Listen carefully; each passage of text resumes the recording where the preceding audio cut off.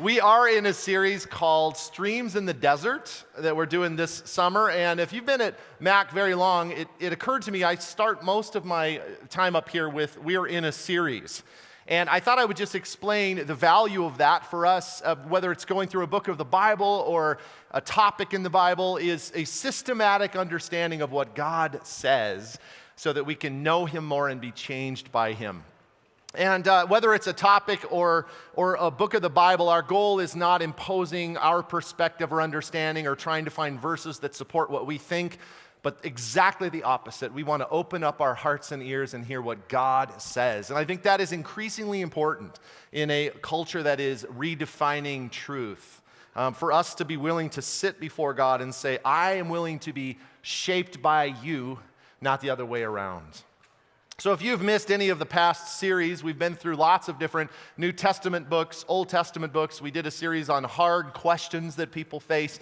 You could go onto our website or download our app and watch any of those past series. But this particular series is Streams in the Desert, and the topic, if you will, is refreshment.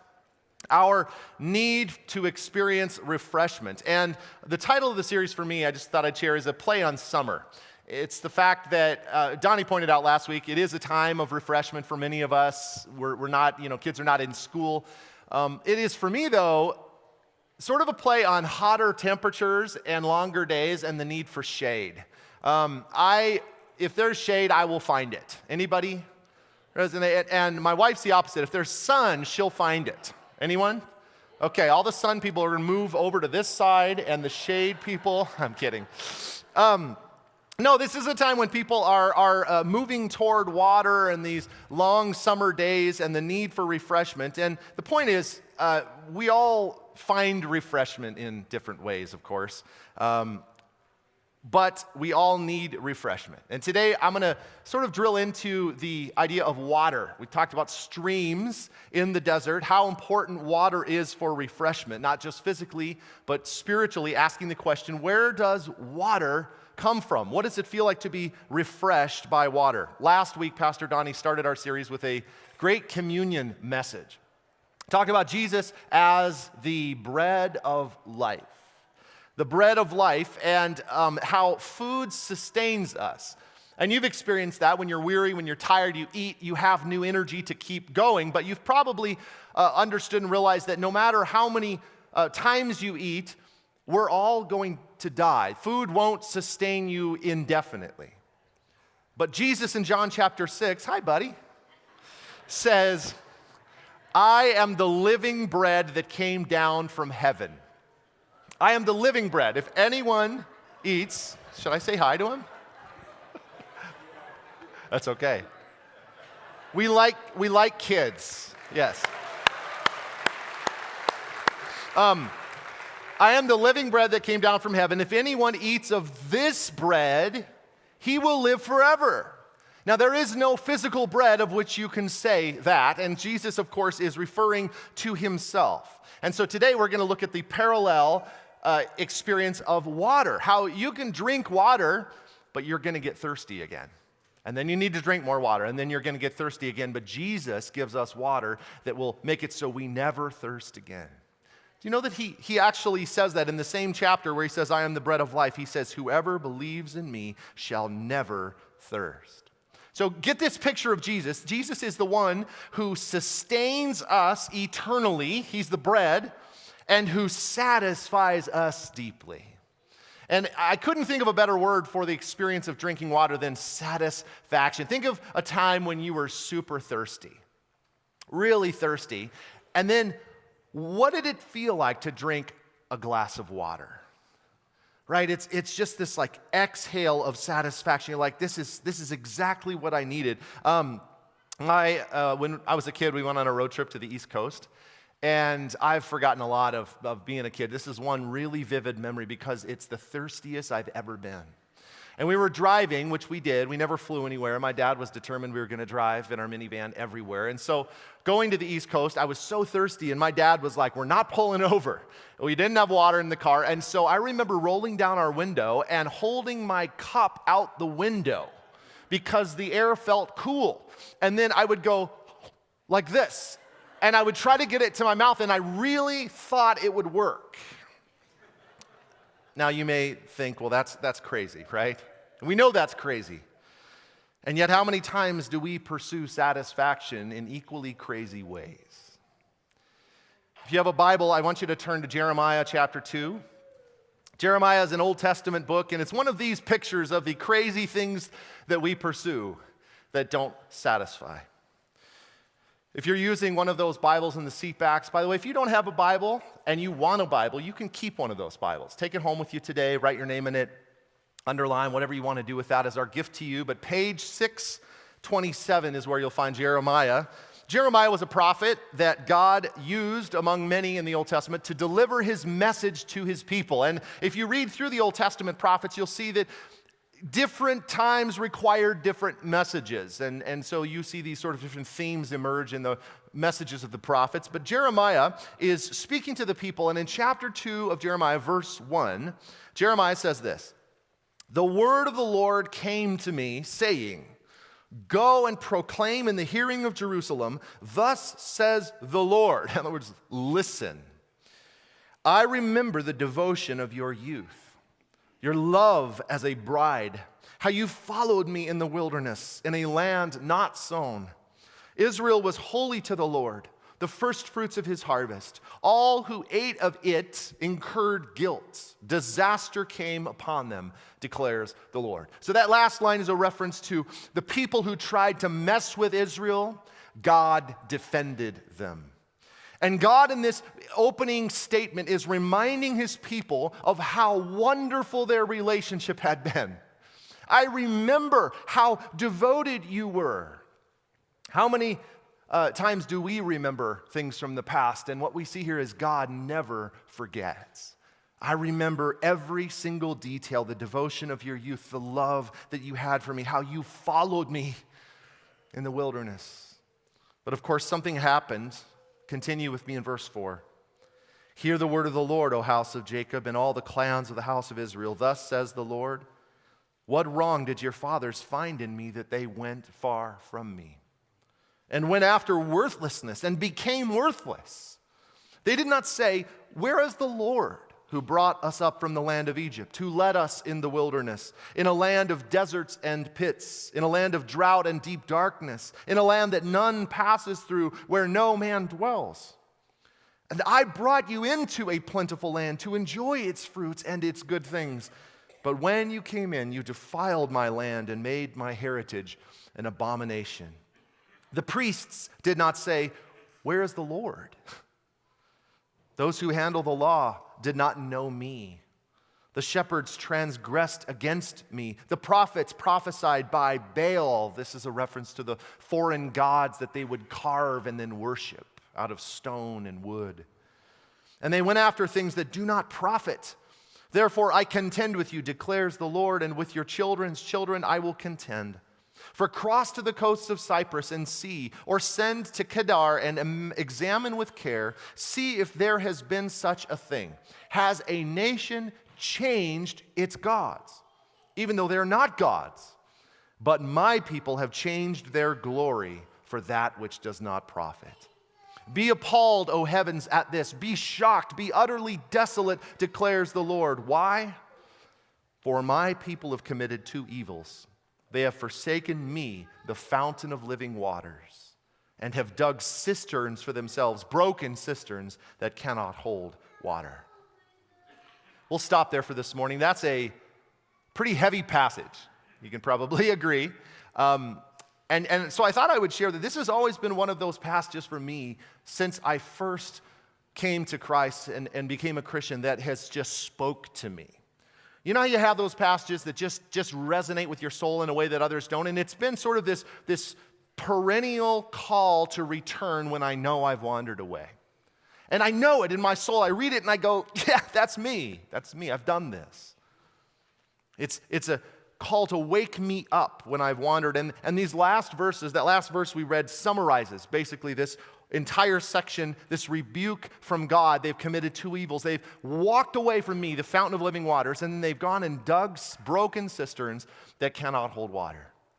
And I call it a rebuke because it clearly is, but it's really an appeal of love.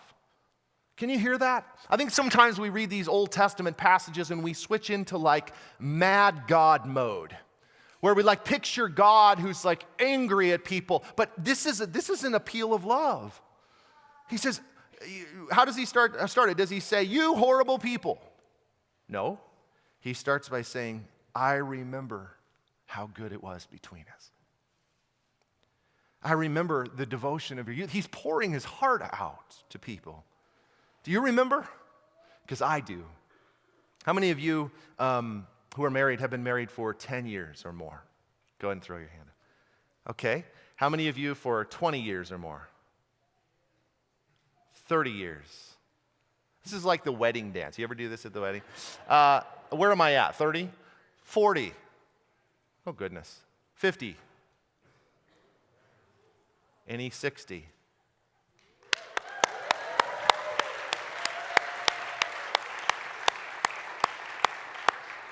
$70? Okay. 67. 67. How about you, Tim and Ella? 60. All right. Yes. Good.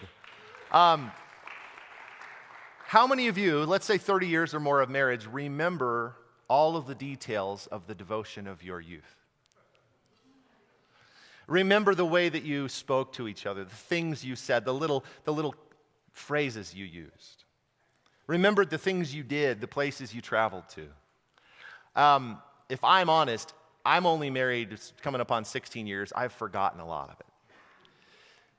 God doesn't forget any of it.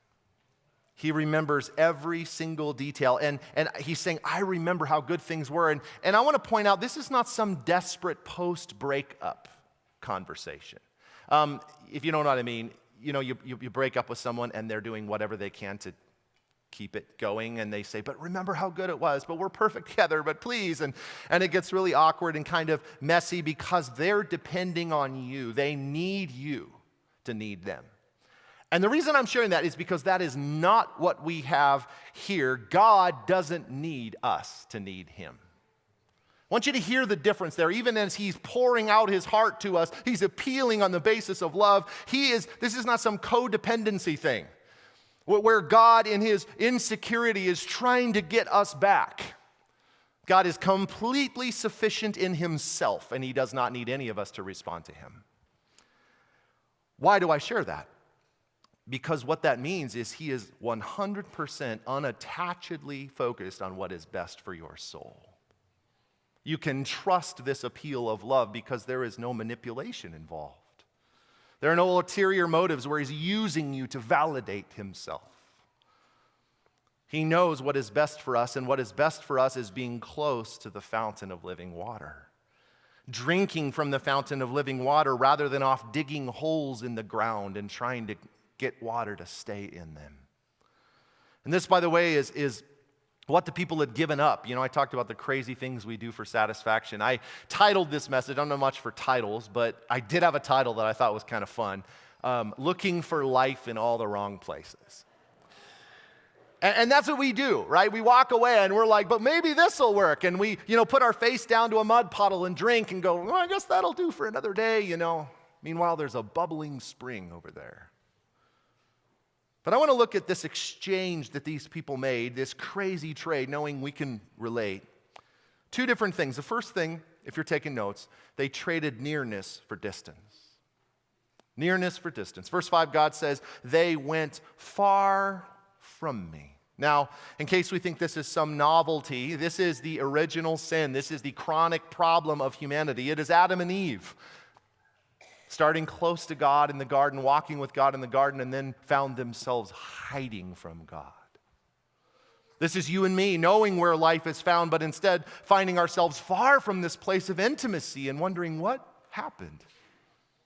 It is a bad trade, because imagine being, as I just said, in the middle of the desert. You have a well in front of you that is bubbling up clean, cold, pure water, and imagine thinking, I wonder if I can do better.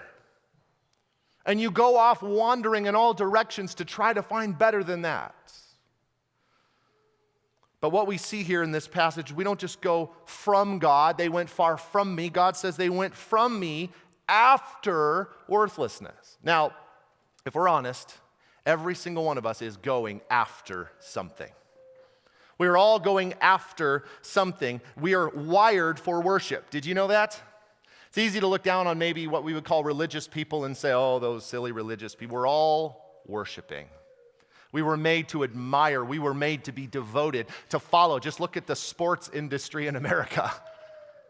$80 billion is the sports industry in America.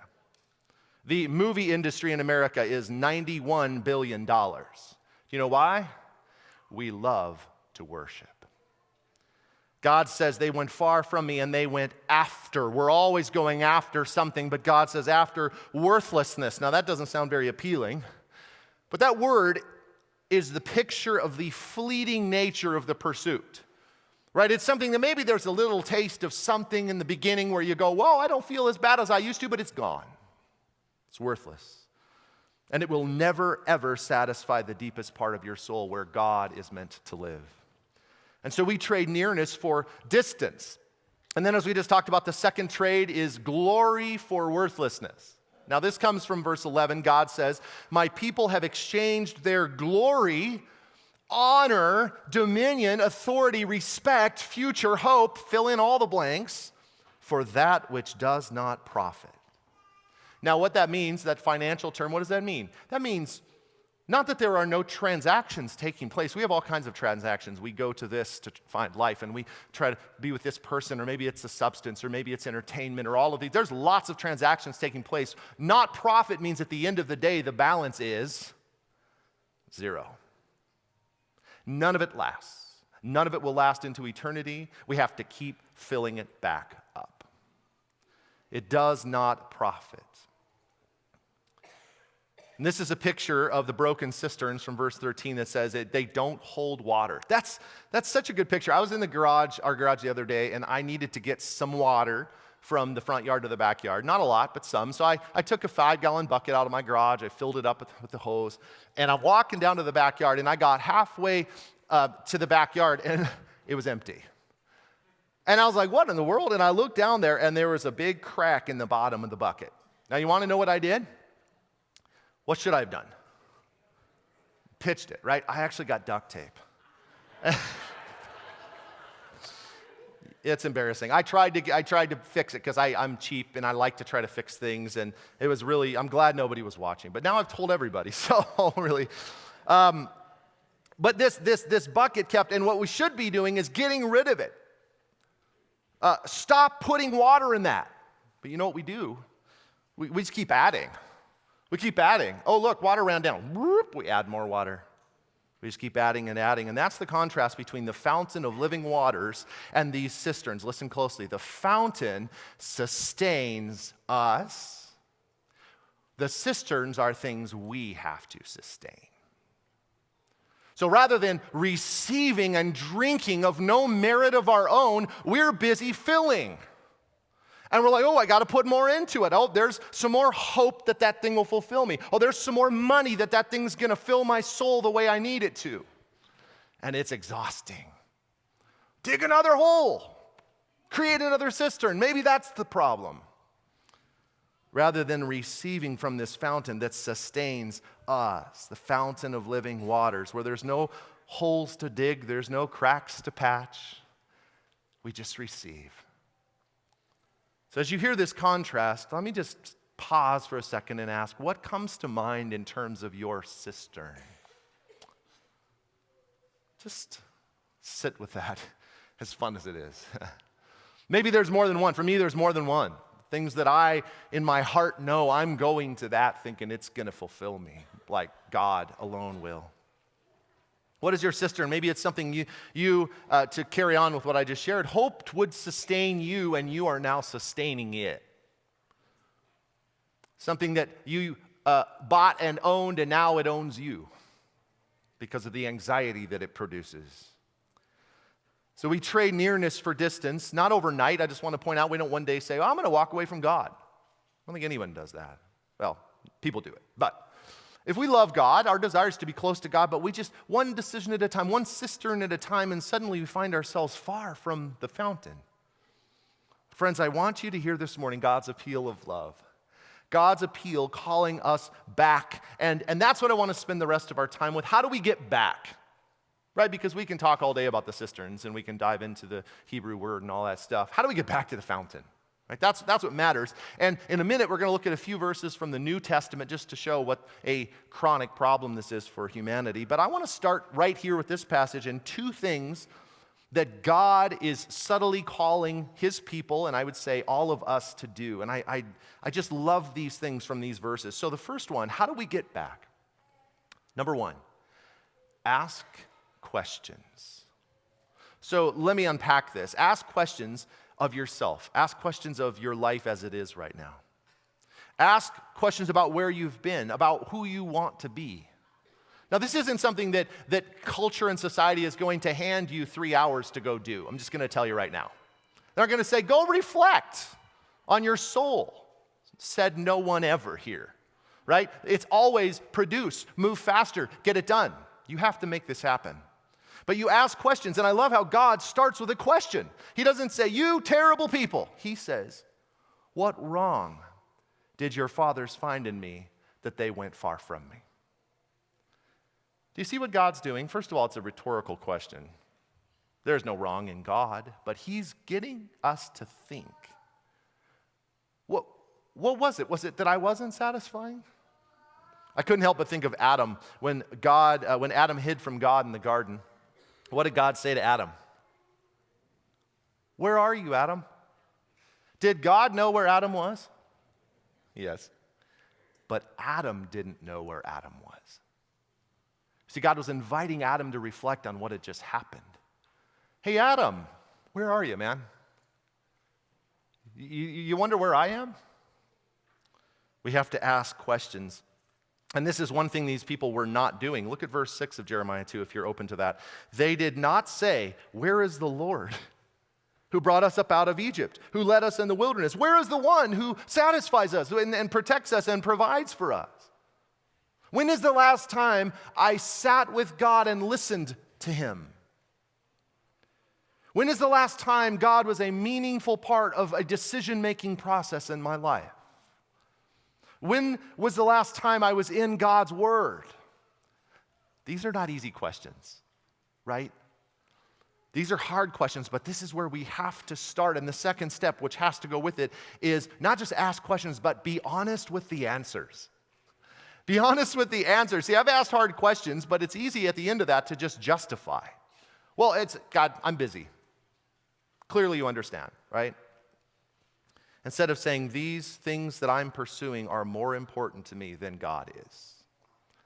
I just got to be honest. And this was another thing that people were avoiding, because if you read further in the chapter, verse 22, God refers to the stain of their guilt. Now, if somebody came up to you and said, hey, I see the stain of your guilt, how would you respond? Oh, yeah, that's right, let's talk about that. Well, you'd probably respond the way the people responded. In verse 23, they say, how can you... They denied it, which is why God, which is implied, God in verse 23 says, how can you say, I am not unclean? I have not gone after the Baals, those foreign gods, worshiping other gods. But listen to God's response. Look at your way in the valley. Know what you have done. In other words, stop living in denial. Start facing the facts. Ask the questions and be honest. God is not an important part of my life. If that's it, say it. That's the starting point. Friends, only when we stop pretending can we start improving. Only when we stop pretending, and I just want to tell you and promise you I am preaching to myself. Only when we face the reality of where we are can we know where we want to go from there. So God's inviting us into this process. Ask questions. Ask, where is the Lord? Be honest with the answers. And I would add, as a side note, but a central note, community is inseparable from this process. Yes, we need to get alone. We need to let God speak to our souls, but I think all of it is meant to be brought into community. That may be good news or bad news for you, but that's what the New Testament is all about, is those questions I get to ask with other people, and I see that I'm not alone in these questions. But remember, all of this, asking questions, being honest with the answers, if we stopped there, we would have a wonderful humanitarian self-help program. And you would be a self-reflective, introspective person. And the culture would be all for that, right? All of this are meant to move us back to the fountain. Let's remember. All of it is to move us back to God. It's to help us understand where we are so we can move back to Him. It's listening to the Creator of your soul and returning to the fountain of living waters. But to move in that direction, we have to know, and this is so important, and I want you to hear this, that God's heart is for you to return. It doesn't matter what you've done, and I know you've probably heard that from a preacher or from a whatever. It doesn't matter what you've done, and it's become a cliche, but it's true. With God, it doesn't matter what you've done. He's welcoming us back, and if we don't understand this, you know what we'll do? We'll stay in our shame. We'll keep digging our cisterns. But look at verse 25, and this is what the people do. Chapter 2, verse 25. The people say, "Let us lie down in our shame, and let our dishonor cover us, for we have sinned against the Lord." Have you ever felt that way? I'm just going to lay down and die. I've gone too far. I've made too many mistakes. Every time I say I'm going to get better, I fall back into the same thing. I'm done. Ever felt that way? Do you want to know what God thinks? The next chapter, verse 12, God says, "Return." Faithless Israel. That's a wonderful little pairing of words. He's pretty honest. Yeah, you've totally been rebellious and faithless. Yeah, but come back, right? God is grace and truth. You're faithless, but return. Come back to me. Why? Declares the Lord, "I will not look on you in anger, for I am," say that louder, "merciful." That's the key. Not our merit, but His mercy. Not whether or not I got through my Bible reading plan, but the fact that Jesus died on the cross for me so I can come back anytime I want and be forgiven. That's the Bible. That's the good news. And He's inviting us to come back to Him. And this is where I want you to turn for just a couple minutes to the New Testament, Revelation chapter 2. And you notice we're going way to the other end of the Bible. Revelation 2 is very similar to Jeremiah 2. If you've read them, they're similar in the sense that God is addressing His people. They're similar in the sense that His people have abandoned the love they had for God. But there is a big difference. In Revelation, it's not foreign gods that have pulled the people away.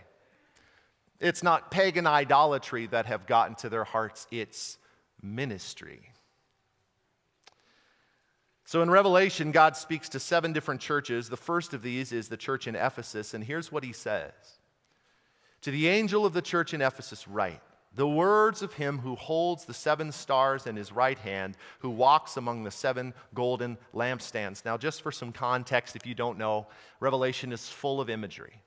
And this is saying, these are the words of Jesus, the one who holds in the lampstands, or the churches. The one who holds these people in His hands, who's walking among the churches, who's aware of what's going on. These are the words of Jesus, is what He's basically saying. Verse 2, here it is. "I know your works, your toil, and your patient endurance, and how you cannot bear with those who are evil, but have tested those who call themselves apostles and are not, and found them to be false." Now, do you hear that this is Jesus' commendation of the church? And what He's saying to them is, you are a hard-working people.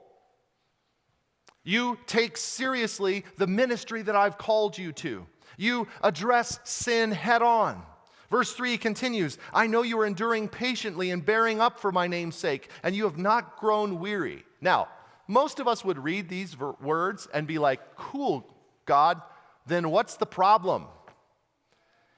And especially, and I hate to just keep saying our culture, we live in it, we swim in the water, but we would, in this culture, say that's a successful church. They're doing all the things. They're working hard, they're building the programs, they're expanding their building. What's the problem? Verse 4, here it is. "But this I have against you, that you have abandoned the love you had at first." Some translations say you have left your what? First love.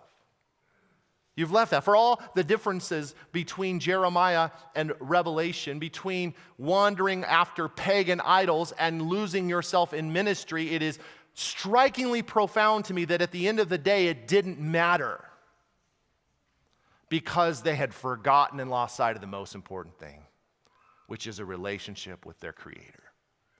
They had fallen out of love for God, even in their pursuit of all that was good and right. But Jesus, what is his answer? He doesn't say, well, you might as well just keep going. You've really messed it up now. Verse 5, he says, remember therefore from where you have fallen. It's like Jeremiah. Think, reflect, ask questions. Did it used to be this way? Was it always this way? Remember from where you've fallen. Repent. That literally means turn around and do the things you did at first.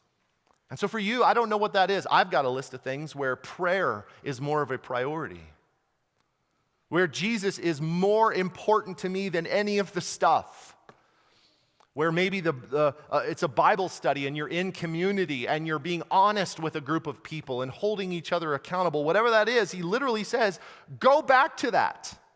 Return, in the words of Jeremiah, return to the devotion of your youth.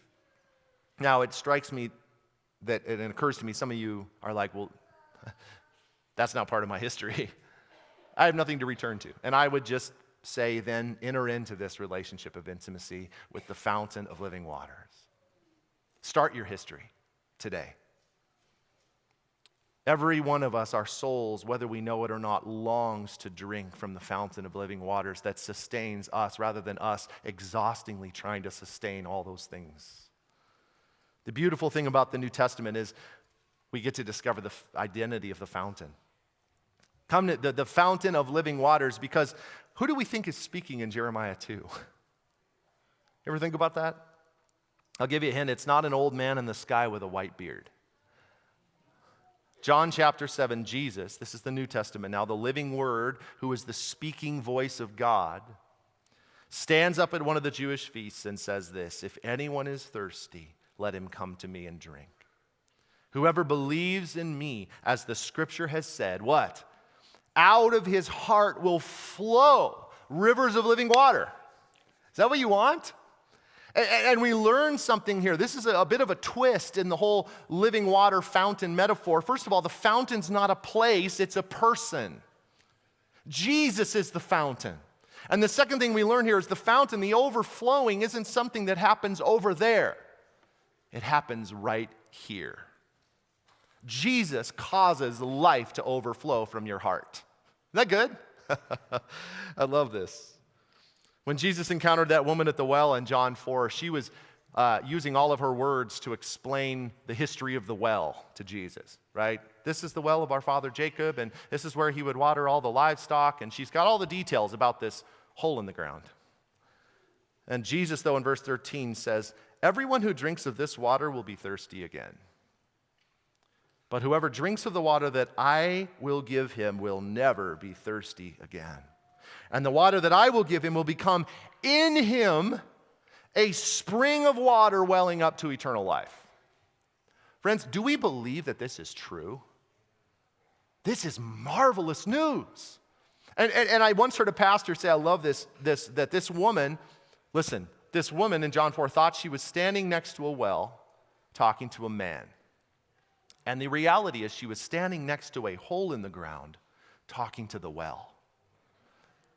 You see, our perspective of all of these things that we think, well, this is where my father got water, so I'm going to get water. How many of us have carried on the cisterns of our fathers?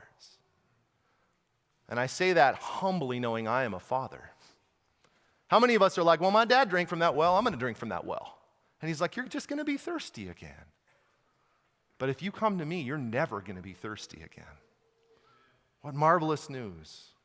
Friends, let me just ask, which do you prefer? That hole in the ground with muddy, giardia-infested water that keeps leaking out? Or the fountain of living waters? I love how Jesus in Revelation, he doesn't say, you've lost your first love. He says, you've left your first love. Now, if you leave your your kid at the grocery store. Don't do that. I've never done that. But if you leave something or someone, what do? Go back. Go back to them. Go get it. Jesus didn't say you've lost your first love. It's over. It's done. He says you've left it. Go back to the fountain. Go back and do the things you did at first. If you need to be disciplined about your calendar and say, I'm sorry, this is not more important than my relationship with God, do it. That's what he says. That's what God says. And this is God's design from the beginning, friends. The overarching narrative of the Bible is for us to live life with God. As we close, life with God. It's what Adam and Eve enjoyed in the garden. It is why Jesus died on the cross. He says to bring us back to God. It is the picture we see in Revelation. And the very end of Revelation, it says, the dwelling place of God is with man. He will dwell with them. And so from our perspective today, with his Spirit, we have his power, we have his presence. Not so we can just do things for him in this performance mindset. Not so we can live life under him with this fear of punishment. Have I done enough? But so that we can walk with him. You hear that? He has shown us, oh, friends, what he requires. To do justice, to love mercy, and what? To walk humbly with your God.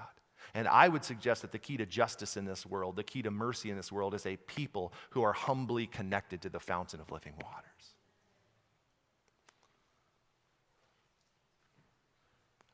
And so, as we think about this from the point of our series, Refreshment, I want to end with this statement. The key to refreshment is relationship. You can write that down. I know many of you know it and go, yep, I already got that one. Write it down. Underline it. I need to do the same thing. The key to refreshment and life and joy is relationship, staying close to Jesus, abiding, allowing him to transform us. And by the way, that's the goal, is to become a people who are more and more like Jesus. But how does that happen? How does that happen? It happens as we behold him. Where we look is what we become. Somebody said, we become what we behold. And that is actually one of the most sobering parts about Jeremiah chapter 2, where God says, my people went after worthlessness and became worthless. That's not God putting his people down. He's just stating reality. What you reap, you will sow. What you eat, you are, right? All of these statements we have. What we look at, what we behold, is what we become. We are shaped by the things we worship. And David knew this so well. In Psalm 115, he's describing these idols of silver and gold, and he says in verse 5, they have mouths but don't speak. They have eyes but don't see. They have ears but they can't hear. In other words, deaf, dumb, and blind. And then he says this in verse 8, those who make them become like them. So do all who trust in them. So friends, we become what we behold. If our highest value is entertainment or pleasure or comfort or winning an argument on social media, those are the people we will become. And our kids will become the same kind of people. That is the sobering reality. We are becoming what we behold. But if we are a people who above all else want Jesus to be at the center, want Jesus to be glorified, want his love to be felt by the people of this world, those are the people we'll become. But the way that happens is by beholding Jesus. David understood this so well, but he also understood his helplessness to look in the right directions, to walk away from the cistern. See, I can stand up here and say, walk away from your cisterns. Good luck with that. And so David in Psalm 119 throws himself upon God and he says, incline my heart to your testimonies and not to selfish gain. God, my heart wants to get rich. My heart wants to be liked by people. My heart wants 5 vacations a year above all else. I need you to do something at the level of my affections. Can you pray that prayer? Incline my heart. God, I don't want what I should want. Then he says, turn my eyes from looking at worthless things. Why? Because I am becoming worthless to the extent that I look at worthless things. and give me life in your way. See, the goal of this is not avoiding bad things because Christians should not do bad things. Baloney. Well, we shouldn't do bad things. That'll be a nice little soundbite on social media. Do whatever you want. No, the goal is life. David at the end of the prayer saying, give me life in your ways. God, I know that you're the fountain of living waters, and I know this stuff is worthless, but I want that stuff. I need help. I need a new heart. I need you to move my head when I want to look that way. So as our worship team comes to close us, we're going to end with a time of beholding,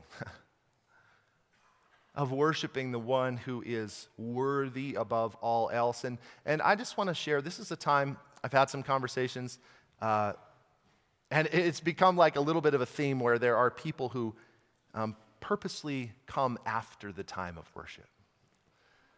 And first of all, I love you, and don't get me wrong, but I want to lovingly exhort you to come on time.